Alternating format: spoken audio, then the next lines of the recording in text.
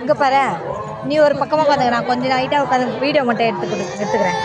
கொஞ்சம் நைட்டாக 2 சேரில் அப்படியே சேர்ந்த மாதிரி உட்காரு, நான் கொஞ்சமாக உட்காந்துக்கிறேன். வரேன், ஏன்னா நின்று அப்படியே திட்டுவாங்க. வீடியோ மட்டும் எடுத்துக்கிறேன்.